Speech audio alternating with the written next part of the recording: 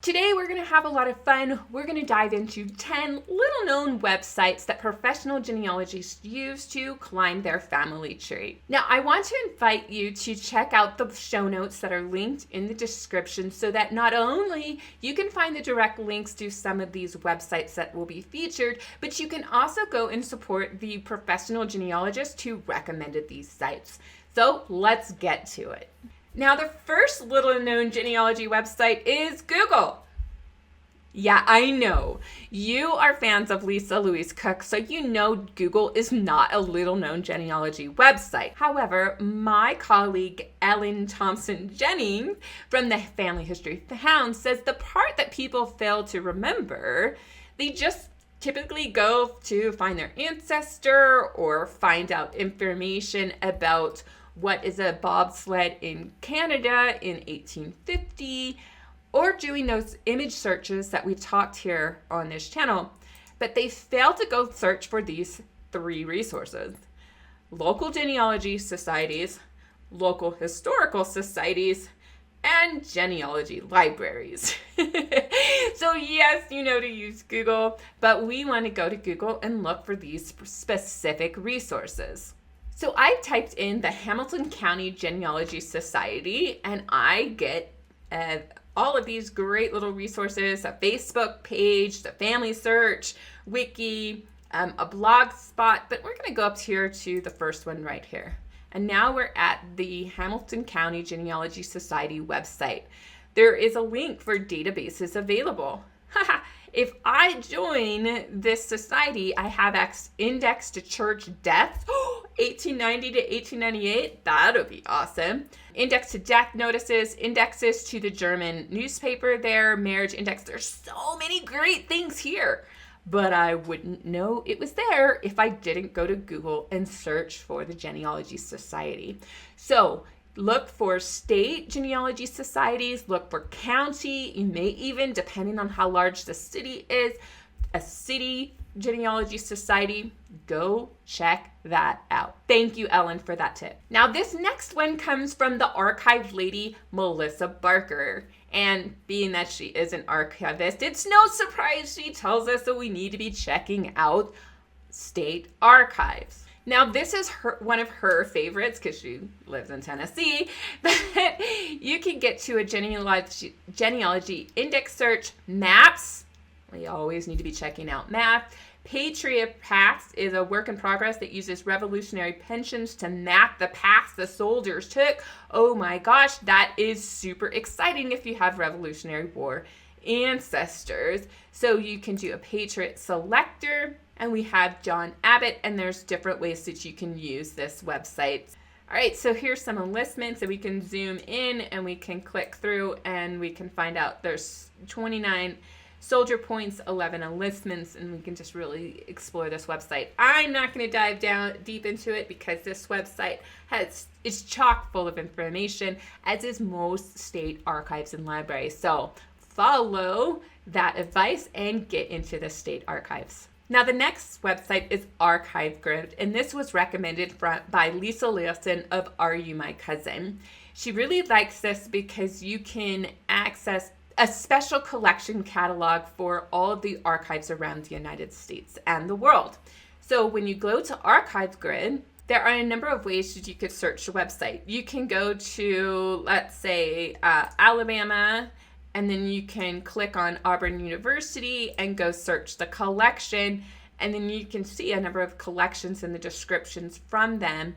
You can then view the card catalog and get some details about how to access the collection. So you won't necessarily be able to see the actual image, but this is a way to say, you know what, I'm going to be heading out to a location in Alabama, and I'm going to be in Auburn University. Do they have anything that could help me with my genealogy research? Or you can do this the other way. You can come in and look for, let's say, people, organization, places, and events. So let me type in Richard Townley.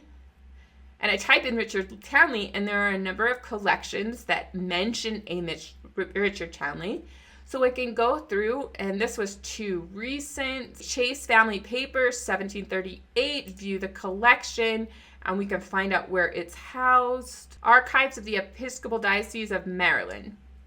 So then I can say, oh, well, maybe instead of saying I'm going to be in this area and here's what I want to research, I can actually come here and say, I'm looking for my family, I'm looking for the history of Essex County, I'm looking for all these different things, where are those collections located, and then I can make my in-person research trip plans based on ArchivGrid. This next recommendation comes from Eric Wells of Legacy Left Right. He says when he's researching his Dutch ancestors, then he goes to the WieWasWie website.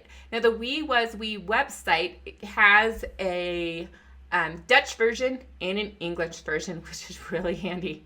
So in the English version, and I'm going to look for the name Wilhelmina Boereen. Now, I chose the last name Boereen in honor of John Boereen, who has been interviewed on this YouTube channel before.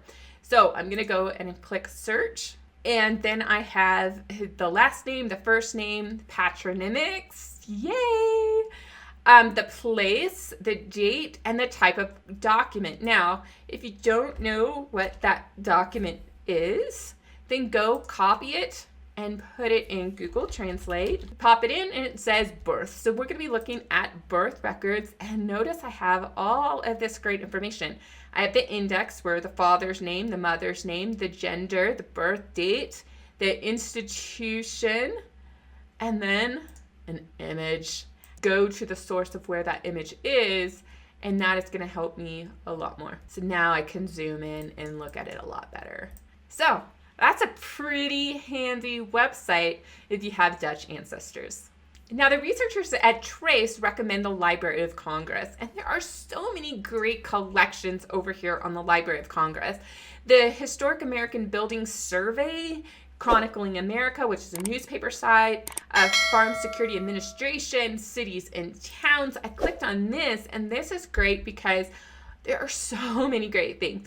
The Plan of New Orleans, I can't read that because that's in a different language. Insurance maps of Boston, atlases, and great collection of things to explore here. There is also the Civil War map. So there's border states, there's a chronological history of the Civil War in America, maps, just so much. The other thing that they recommend on this website is the Sanborn collection, which we mentioned in my video on maps, as well as a collection called the American Life Histories Manuscripts from the Federal Writers Project 1936 to 1994, which interviewed nearly 3,000 interviews across the country from all walks of life. So now you can actually get some oral history, and maybe it has your ancestors, or maybe it has people who lived in the towns where your ancestors lived to help you improve not only your genealogy research, but your family history writing projects. Now, Miles Myers, who is part of many of our genealogy research conferences, and if you have never attended an e-conference with Family History Fanatics, I highly recommend you look in the link in the descriptions to find out which ones we have going on soon. So he recommends the Ancestor Hunt. And many of you know how much I love a family search wiki. Well, this is kind of like another wiki in your back pocket. Go to resources and look at all of the resources that are curated here. Now, the images aren't on here, but the links to go find the collections are. So let's go and do by location. And I'm going to pick Missouri, and I am going to click Missouri once I find it. There's Missouri. And notice we have links to a lot of different collections. So we can start with newspapers. Just click on the link. This one goes to the Library of Congress. We can click back. And we can go to Google News Archive. And let's see what other links there are. And notice they have school records, a link for school records, the yearbook pages, Cedar County Miscellaneous School Photos.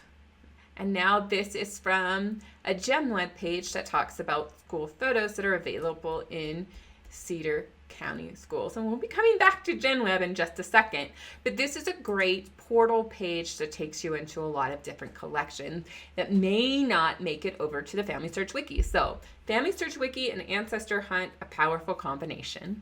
Now, since I just mentioned GenWeb, it's no surprise that GenWeb is the next website that you'll want to explore. Now, this was recommended by my colleague Peggy Clemens-Lauritsen. I love her as an educator, so let's go explore this area. So here we are on this website, and I am going to pick randomly that one. So now I'm in Indiana, which I picked without looking. Look at this, Indiana Orphan Train Projects. And you're gonna see a lot of pages that look like this. They'll give some descriptions and then they'll give some links and some different records. So if we click on this one, it actually goes to another website. However, sometimes you're gonna actually find extractions of different cemeteries, Bible records, church records, county histories. You really never know what you're going to find on this website until you start looking. So start at the state, then work your way down to counties and lower levels. So this next website is not a genealogy website, which is why my colleague Thomas McKenty of Genealogy Bargains loves it.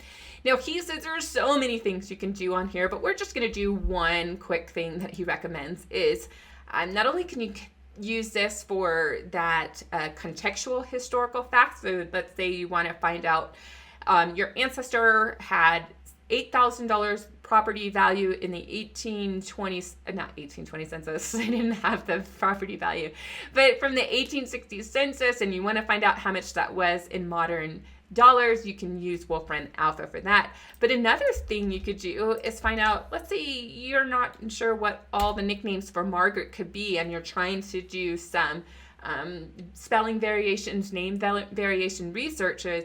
You can type in nicknames for Margaret, and it's going to tell you a lot of information about that. Now, right now, this is like, wait, this is just who's a Margaret. I want, assuming Margaret is a person, use given name.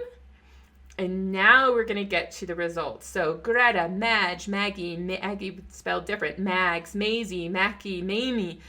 Okay, I didn't even know all of these. Megan is a nickname for Margaret. Okay, I did not know that at all. So this is a great resource to use, and it's an out-of-the-box website for genealogists to explore. Now, these next two are a little bit wonky, but they're really great. So you can find maps associated with specific locations, and if a place name changed, you should be able to see how those names changed.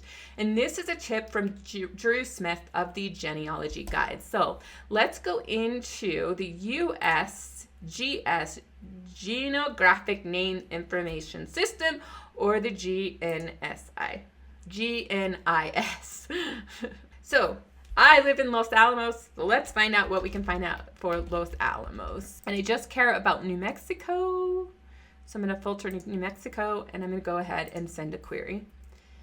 Now, there are some place-specific details, but I'm going to have to advance. Clicking this arrow here, I have to advance back and forth, and now I can get to Los Alamos population place. I click on that. And now I have the census code.